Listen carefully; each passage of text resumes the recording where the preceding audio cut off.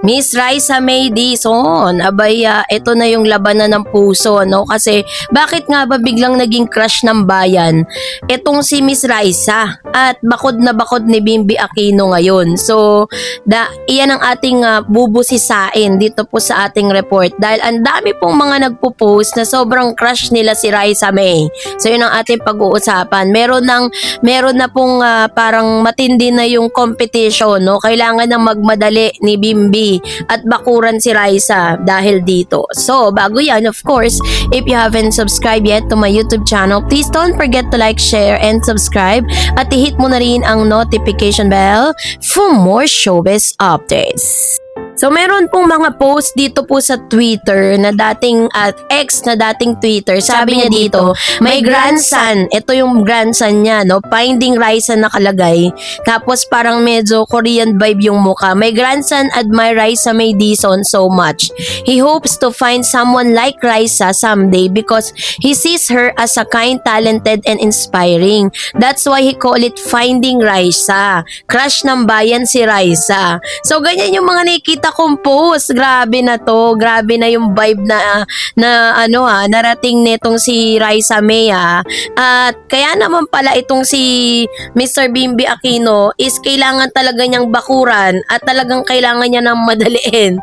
Yung kung ano man yung dapat na pinupush niya na dito kay Miss Raisa May. Kasi 'di ba sabi, busit sa kilig mga kamarites, kung feeling mo ay wala nang tatalo sa suspense na mga teleserye tuwing hapon, mag-isip-isip ka muli. Kasi sa mundo ng showbiz at social media, may panibagong fenomeno na nagpapasabog ng FYP ng bawat Gen Z at Millennial. Ang pagiging instant crush ng bayan ni Raisa May Dizon at ang tila walang humpay na backward moves ni Bimby Aquino.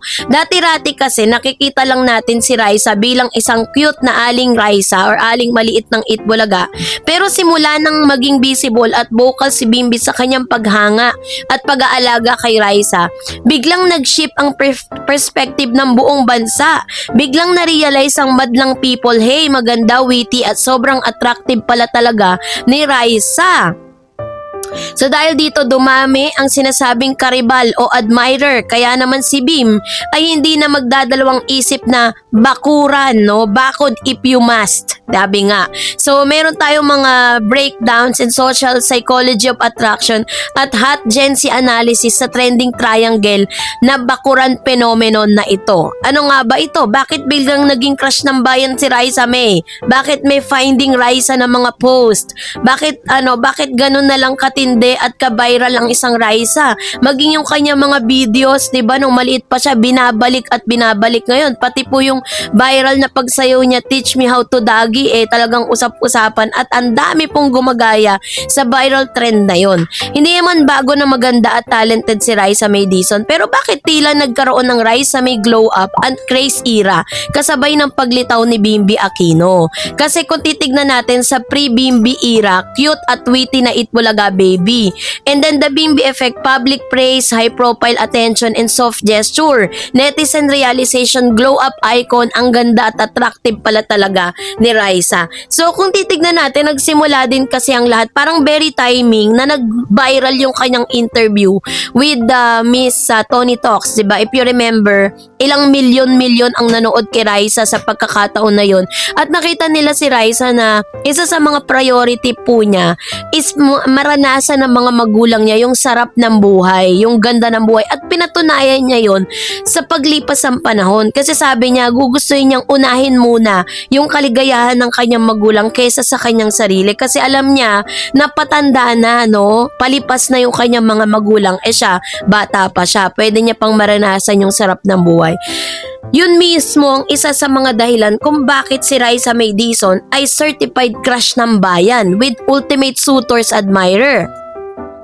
So the social proof effect ang bimbita. Sa psychology ng attraction, may tinatawag na pre-selection or social proof. Kapag ang isang katulad ni Bimby Aquino na nagmula sa isa pinaka-prominenteng pamilya sa bansa, matangkad, gentleman at well-spoken, ay nagpakita ng sobrang paghanga at pag-aalaga sa isang babae, napapalingon ng lahat.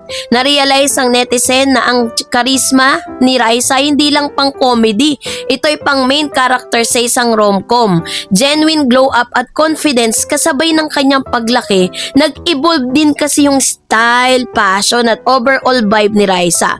The modern Gen Z aesthetic, confident sa sariling balat at mananatiling grounded. Ang kombinasyon ng humor at grace ang dahilan kung bakit marami na ngayong boys, showbiz man o non-showbiz ang umahanga sa kanya. So ang resibo, paano nga ba mambakod si Bimby Aquino nang magsimulang maging crush ng bayan si Raisa at naglitawan ang mga sinasabing karibal o iba pang nagpaparamdam sa paligid. Kapansin-pansin ang pag-step up ng galawan ni Bim. Paano nga ba magbakod ang isang Aquino?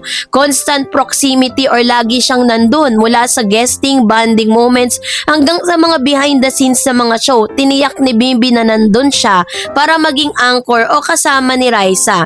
And kung mapapansin ninyo kahit nasa bahay na si Bim, merong tinatawag na bebe moment kung saan nakakalimutan na ni Bim, no, yung mga moments na kahit nasa live siya kakalimutan niya yon pag si Raisa May Dizon na ang tumawag. Tulad ng video na to, panoorin nyo. Yung pong video na yon, isa yan sa mga video clip kung saan nag-trending din yan kasi parang habang nagla-live si Bim, biglang tumawag si Raisa at nakalimutan na ni Bim na meron pala siyang live na ginagawa. 'Di ba? Ganun pala talaga siya na kapag si Raisa na yung tumawag. Very attentive itong si Mr. Bimby Aquino, 'di ba? Tuwing magkasama si She's awake. Wait lang. I'm live. Ay, Papa Jack, live. wait lang! Oo, nakita ko muna yan, babe. Dito mo namin po muna, may mag-dialogue. Okay, wait lang. Wait. I will close lang. How do I close this one? Ano ba yun? Bakit ka naman Sa pagkakataong ito, habang nagla-live si Mr. Bimby Aquino Yap dito, biglang tumawag si Raisa May. Dito na tumigil ang mundo ni Bim. Na makikita natin dito, medyo nakamute na yung kanyang audio kasi parang inutusan siya ni Raisa na wag iparinig kung ano man yung pinag-uusapan nila. So nakikita natin sa itsura ni Bim dito na sobrang happy niya. Siyempre, ngayong araw kasi ng Martes hindi sila napanood sa Eat Bulaga. So kahit pala hindi sila nagkikita, continuous pa rin yung kanilang communication, ano. At hindi rin po totoo ito yung nagdidepang sa mga issues na meron silang tampuhan at may selosang nagaganap dahil still ay may kita natin na magkasundo pa rin silang dalawa. Pero nakakatuwa lang kasi kailangan talagang i-mute at hindi pwedeng iparinig kung ano man yung mga personal nilang pinag-uusapan dito. Kaya tingnan nyo, bigla tayong iiwan ng live, diba? Wala na siya, umalis na, nakalimutan niya na nagla-live siya. Kapag kausap niya na si Raisa May, wala na, humihinto na talaga yung mundo ni Bimby Aquino. Kaya sige, papanoorin pa natin ang mga susunod na kabanata. Pinutol ko na yung pinaka-long long na pag-aantay kasi maraming mga comments dun sa comment section na nawala na raw si Bim pagkatapos tumawag ni Raisa May at hindi niya alam na napabayaan niya na yung live. No, diba?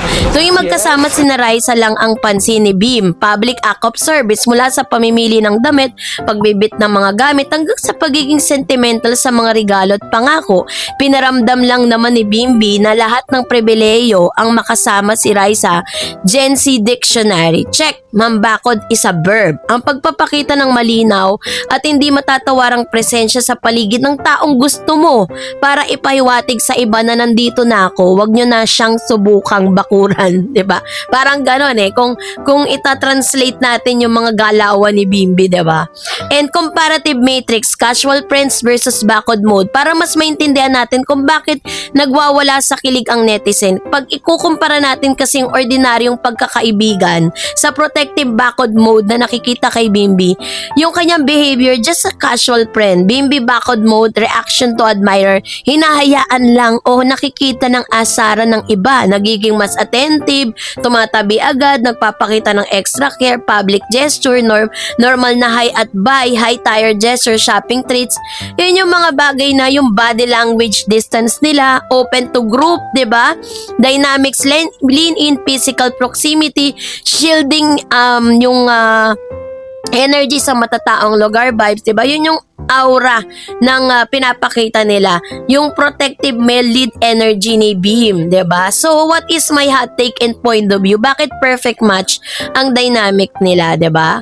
Sabi doon, if we look closely this narrative, bakit sobrang naakit ang sambayanan sa tambalang Bim at Raisa?